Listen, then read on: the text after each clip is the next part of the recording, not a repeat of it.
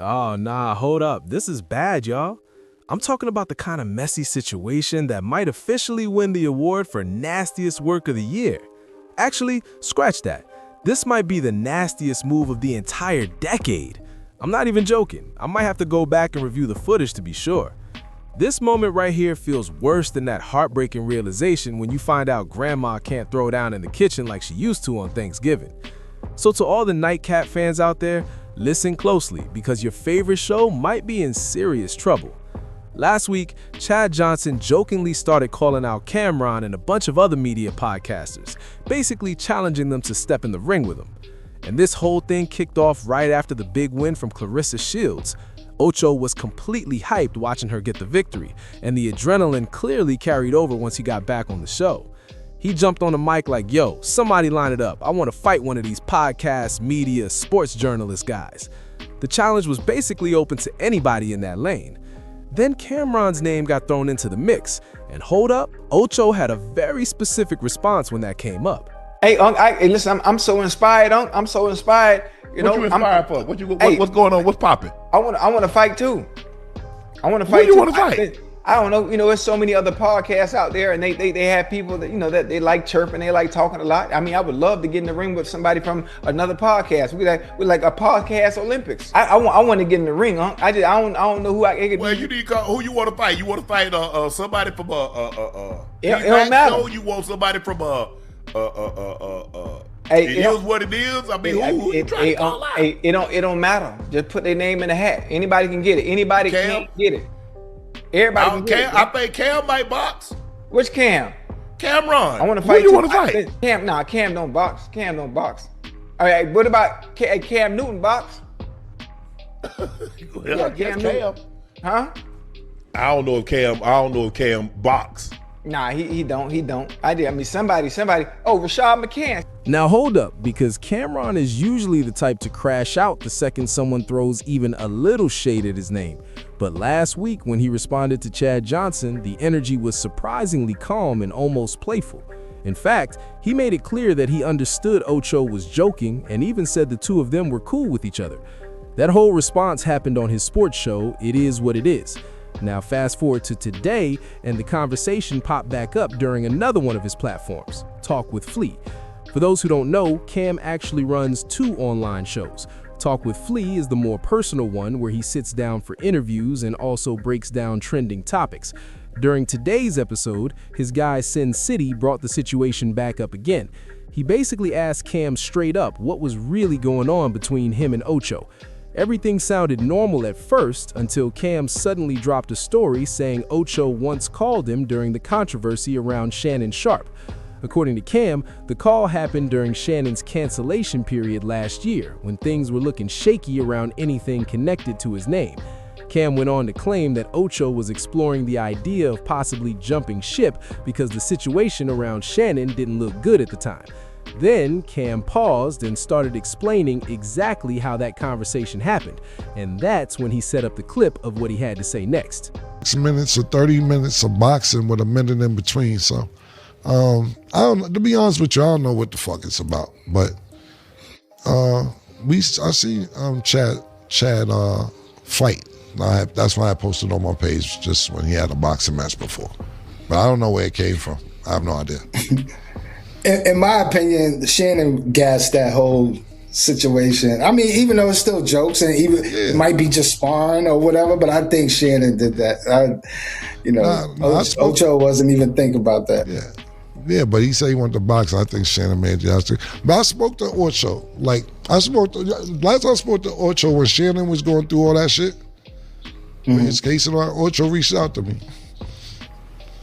I don't know if he's shopping himself around because he thought maybe it might have been over for Nightcap or anything else. I'm glad Uncle made it back strong, man. But there's a lot of niggas turned their back on Uncle when that shit happened, man. A lot of niggas was trying to get away from Uncle because they was like, we don't know what's happening.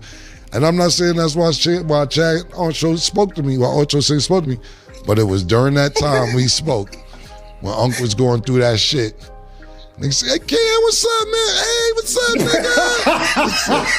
Oh, shit, nigga. Damn, man. Niggas counting Unk out, man. That's a good comeback, Unk. I'm happy for you, man. I'm just letting you know, niggas was testing the waters out there, though. Few niggas, too. Few niggas. Now, hold up, Cam. Was all that really necessary? These guys are actually doing incredibly well right now. Their show Nightcap is pulling serious numbers on YouTube.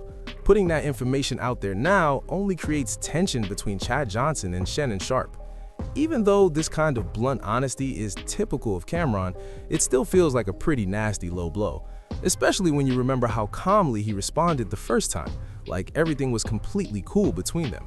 That type of conversation should have stayed private between you and Ocho. Honestly, that's the kind of secret people usually take to the grave. Think about it like this. If my company is going through a rough situation and I quietly call a friend asking if they know about any job opportunities, blasting that conversation while I'm still working there would never sit right. There has to be some level of honor between men when things are said in confidence. And you want to know the craziest part about all of this? Last year, during Shannon Sharpe's cancellation drama, he actually went on air and publicly thanked Ocho for standing beside him through the storm. He even mentioned that while a lot of media friends switched up on him during that moment, Ocho stayed loyal the whole time. I'm very, very guarded. I was always on alert, but I'm on high alert because I really don't know who I can really trust. Because what I've seen over the last 6 months, there are very few people that you can actually trust. Yeah. Come on now. Yeah. Very, very, very few. Man. And there are people that said some things, and it's gotten back to me. Mm-hmm. But I was like, wow. Yeah. And you remember we had this conversation, Ocho, about being down, and then people feel like they can pile on. Yeah. But I'm just very I'm very matter of fact. I'm very, hey, how you doing? It's nice to meet you. Mm-hmm. I'm going about. I'm on my way. Yeah, I'm on my way because I don't want people. Yeah, I had a conversation and Chef, because if you stay too long, Ocho, the more people, and this is what I had to learn. And somebody told me this. Mm-hmm. They say, Shannon, the more people you become involved with, the more stories there is to be told. Mm. Circle got to be crazy small. The more people you're involved with, Shannon, the more stories there are to be told. Mm-hmm. Okay. I like that. I didn't know what was going to happen. I appreciate you, Ocho, because you're like, hey, when you text me, Unc, I'm with you. Yeah. Whatever we got to go through, we going through it. You ain't by yourself. Hey, till the wheels fall the fuck off. Shit, you gave me opportunity. There are so many people, Ocho and Joe, where I'm going, that used to call, that used to text. Yeah. I ain't heard from them since this happened. Mm. But that's all right, though. That's all right, though. Man, please. Yeah, keep it moving, baby. Maybe this is what, I don't wish this on anybody. But what it did do is it really showed me who's really, really there. Right. There are a lot of people on the peripheral. Mm-hmm. When things were going well, when we were at the apex and getting invited to everything. Yeah. I'm talking about ain't called. And I'm talking about, we were talking once a month, twice a month. Right. Oh, it's gonna come back. But I see. Yeah, and you know, I think about too, Unc and Joe. You had to think about, you know, Unc, what you had to go through. You know, I've been in the eye of that storm too now. Mm-hmm. Big time in front of the world. Yeah. So I had to take my licks. I had to take you gotta. And I had, hey, Joe, boy, them calls stopped. Ain't heard from nobody. My circle was always small, so my same circle was right there, you know, to lift me up. But I already knew I was finna sit for a minute. Yeah. For a long time, Joe. It was quiet for maybe 6 years. Yeah. Well, you know how long 6 years is?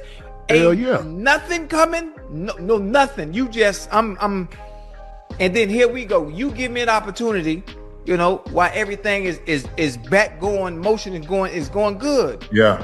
And then You think I had a nerve to jump ship just because you going through what I had to go through years ago? What the fuck I'm going? I know it. I know what it's like. Yeah. And I'm looking at the chat. Everybody say Stephen A. No, I will say this. Stephen A. has called me and been there every step of the way. I will say that. Ocho, you and I talked about this. Man, look, it is what it is. It is what it is. Yo, hold up. Come on, man. Ooh, you wild for this one. Sitting there stone-faced while Unc thanks you for being loyal right after you literally just called Cam like, yo, bro, y'all got room for me over there? I'm sorry, fam, but this is just nasty on every single level. Now, the best case scenario for Ocho here is that he actually gave Shannon Sharpe a heads up, like, hey man, I might have made a couple calls while you were going through your storm. That way, Shannon hears it from him first, and it doesn't hit as a complete blindside. But if Ocho didn't have that conversation, man, you gotta imagine how Shannon would feel. Somebody he thought was ride or die, somebody he trusted, suddenly exposing moves behind the scenes. The betrayal, the hurt, it's wild.